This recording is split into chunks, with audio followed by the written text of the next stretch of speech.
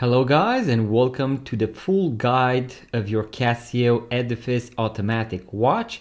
So this is going to be the first ever Casio automatic watch, and in this video I'm going to show you how to set the time and date, how to wind your watch because this movement also has a manual winding option, and also at the end I will show you how to remove the links, so some extra links in case you want to shorten your bracelet, and also the fact that you have two micro adjustments and you can use those as well.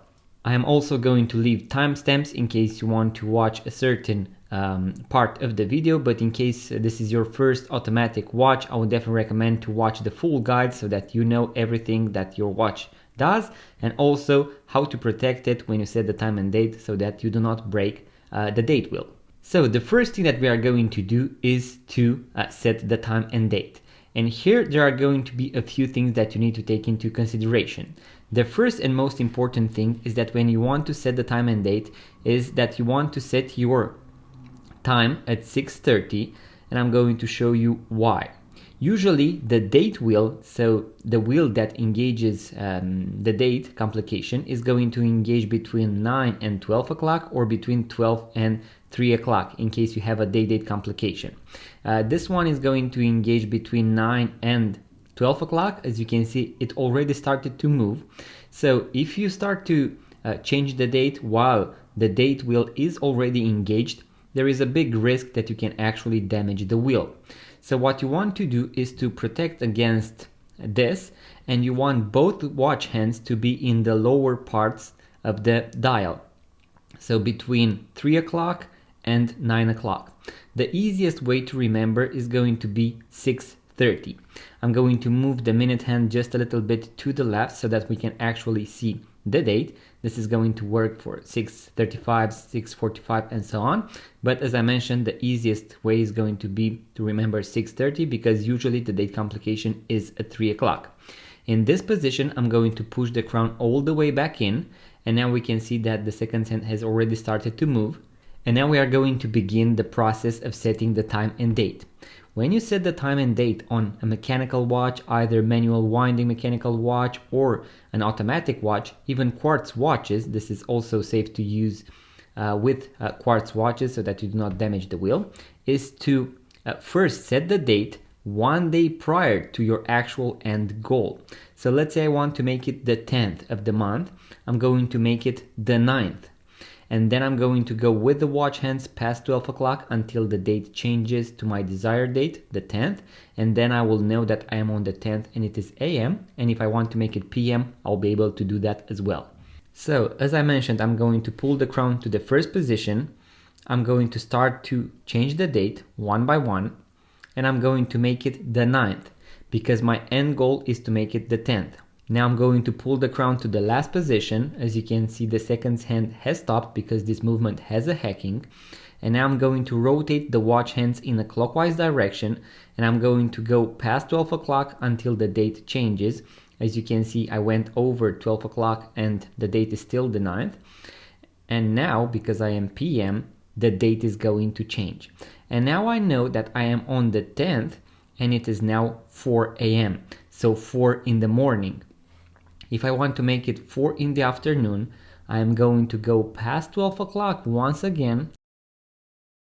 As you can see, the date did not change.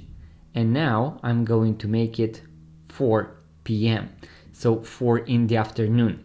That is why you want to set the date one day prior to your actual end goal, so that you know you are on your desired date and it is AM or PM, because that is the problem when your watch, let's say, changes the date at midday, so at 12 o'clock maybe in the afternoon, or maybe after 12 o'clock it did not change or changes too fast because you did not know whether you are AM or PM. Now I'm going to push the crown all the way back in and I am done. That is how you set the time and date. Now when it comes to winding the watch, here we have the Seiko NH35A movement, which is an automatic one. As you can see, we have a rotor here on the back, and as I move the watch, it is going to rotate. So this small metallic part that is called a rotor is going to spin around, and it is going to wind the watch for me. So the easiest way to wind an automatic watch is to wear it, so to put it on your wrist. In case you want to pick it up and give it a quick go, you can also shake it a little, and that should wind the watch and get it starting. Now on this particular movement, we also have the manual winding option, which means I can rotate the watch crown in a clockwise direction, so to the right, upwards, and that is going to also wind the watch. There are going to be some people that say that manually winding your automatic watch is going to damage the watch or break the movement. That is not the case, because the watch manufacturer would have not included this feature within their movements if that would actually break the watch. Now something that it does is it is going to engage more gears. So more wheels from the watch are going to engage when you use the manual winding option, and this, if you only use the manual winding option instead of the automatic one, so the rotor, it is going to increase the wear on your watch. So it is not going to break it, but you might need a service a little bit faster. From experience, when you pick an automatic watch up, if you have this option, you can give it a few winds, it is going to start, then you are going to set the time and date, and then you are going to put it on your wrist. In case you do not have a very active lifestyle, maybe you can give it a few winds, maybe before going to sleep, and you put the watch on the nightstand. That is going to ensure that the watch is going to keep on ticking when you wake up in the morning. So once again, if your movement has the manual winding option, you can use it. For example, vintage Seiko 5 watches do not have this manual winding option, and you cannot do this. Now something else, some of you might wonder, how many times can you wind an automatic watch, a manual winding mechanical watch? On vintage watches, for example, if you keep on winding, you are going to feel some resistance at some point. That means that you are getting closer and closer to the maximum thresholds of windings, and you need to stop in order not to break the mainspring. On more modern mechanical watches, just like this movement as well, they have a protection, so they have a magic lever that protects your watch against overwinding. So you can wear the watch indefinitely and it is not going to overwind by the rotor. And also, if you keep on winding, let's say for 40, 60 times, you will see that you won't feel any difference. And that is because maybe your watch has reached the maximum threshold, and now the magic lever is going to slip that winding, and your watch, so your mainspring, won't wind any longer. So as I mentioned, on modern automatic watches, they have a protection against overwinding. So if you have this particular movement, you do not need to worry about that. Now the last thing that we are going to talk about is how to adjust the bracelet. So how to remove a few links in order to adjust the Casio Edifice Automatic to your wrist. So this watch can accommodate wrist sizes between 150 and 205 millimeters. I have a wrist size of 165 millimeters or 6.5 inches, and as you can see, I should have to remove at least 5 links, I would say, in order to make sure that the watch fits me perfectly. As you can see right now, I can take it off just like that. So what I'm going to do is to remove one of the micro adjustments, so the pin right here, in order to open the bracelet, and then I'm going to remove, I believe, 2 from one side and 3 from the other side. So in order to do that, in order to start working on your watches, I would definitely recommend to go and grab one of these basic watchmaker toolkits. This is going to be the one by Evertronic, as you can see right here, and I also have this extra pin remover that I usually use in order to change the straps or to remove the bracelets, but you are going to find this one in the basic watchmaker toolkit as well, and we are going to use these tools in order to remove the bracelet and to adjust it. So I'm going to show you how to do that. I'm going to leave a link in the description box below to this one as well. So the first thing that I'm going to do, as I mentioned, is to remove the bracelet, and I'm going to do this so that I can easily maneuver the watch and so that you can also better see what I'm going to do here. So let's do it right here from the micro adjustments. So I'm going to use one end, I'm going to push the pin inwards, and then we are going to remove it. So as you can see, we have this one right here. Then I'm going to open the watch just like that, and now you can see that on the inner part of the bracelet you'll be able to see that these removable links have an arrow, and that shows you in which way you should push the metallic pin right here in order to remove the links. As you can see, the first 3 links from the watch are different sizes. As you can see, it decreases in size and then it arrives at this regular size. So that is why we are going to work only with these right here that Casio indicates. Now what I'm going to do is to use this plastic bracelet adjuster tool in order to place my bracelet and then to be able to remove it. So as I mentioned, I'm going to push the pin downwards just like this. Usually you should try to put it in the middle in order to push it, and it is going to go there a little. So let's say I want to remove it from here. And now I'm going to use this in order to push the pins outward. And you can use this small hammer that has one metallic part and then the plastic. I normally use the plastic so that it doesn't have too much pressure. And also when you put the pins back, so these metallic pins right here, you are going to push them down with the plastic part so that you do not scratch the bracelet. So let's do that. So right where I have the arrow, as you can see, it went all the way. And now I can remove this part right here. So as I mentioned, I'm going to remove 2 links from this part. So I'm going to do the same principle once again. So 1, 2, I'm going to remove it from here. Once again with the plastic one. It went all the way through. Make sure to place your watch parts, your extra watch parts, on the same side of the table. So here we have 2 links. And now, as you can see, I can put it back. When it comes to this metallic pin from the bracelet, you can see that it has one end that is full, and here you can see that it is bent from 2 parts, and here it is going to be a little bit thicker.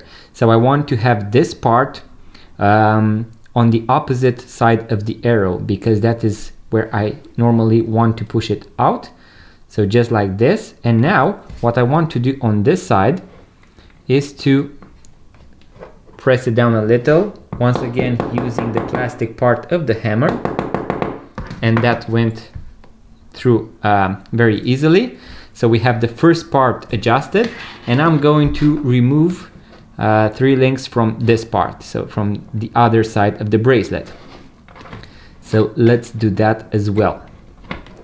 Once again, I'm going to apply the same principle with the same tool. Make sure to take your time. So I'm going to go once here. Make sure to place it in the middle, just like that. Now I'm going to take the small hammer.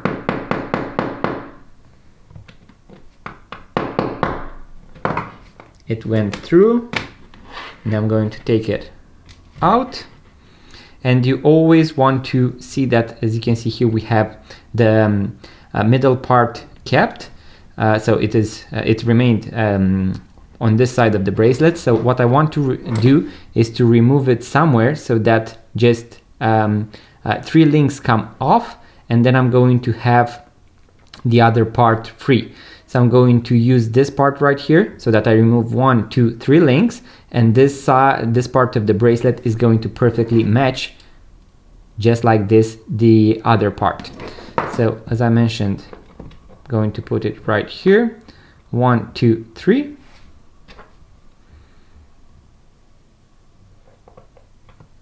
So just like this.